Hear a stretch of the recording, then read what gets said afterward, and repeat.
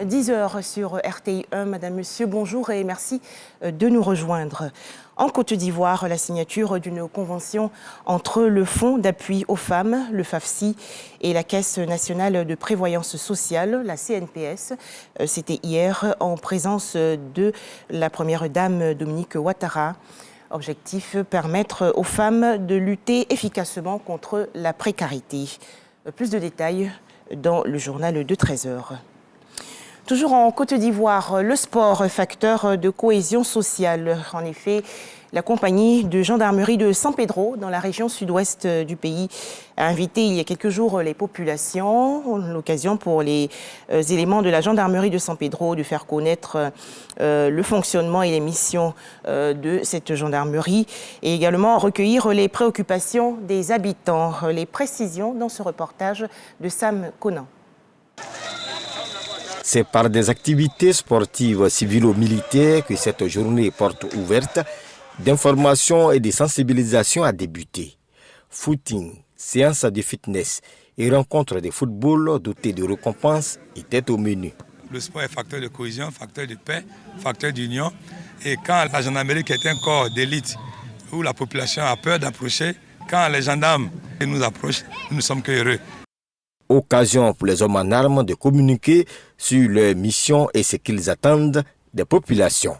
En retour, les différents porte-paroles ont promis collaborer davantage pour la sécurité des biens et des personnes.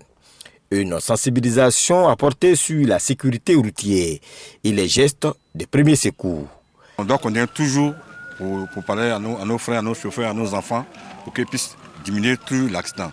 Mais si avec la gendarmerie aussi, on est très content. Ça veut dire que ça les plaît aussi de faire la même chose comme ce que nous faisons.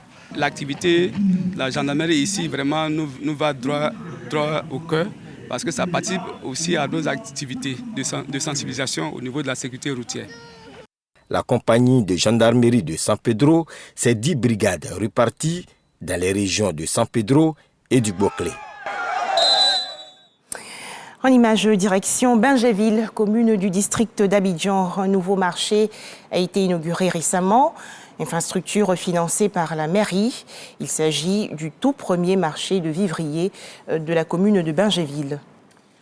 En République démocratique du Congo, environ 6000 personnes toujours introuvables après les grosses pluies qui ont causé des inondations récemment dans le territoire de Calais, dans le sud de Kivu. On dénombre également plus de 400 morts.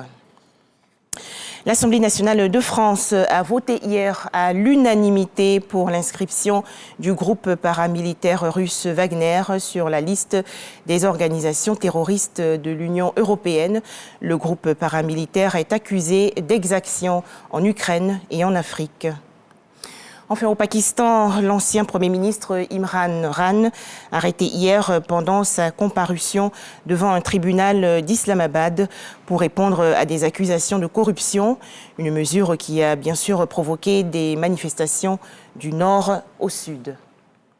Merci de nous avoir suivis à 13h, le journal de la mi-journée de RTI 1.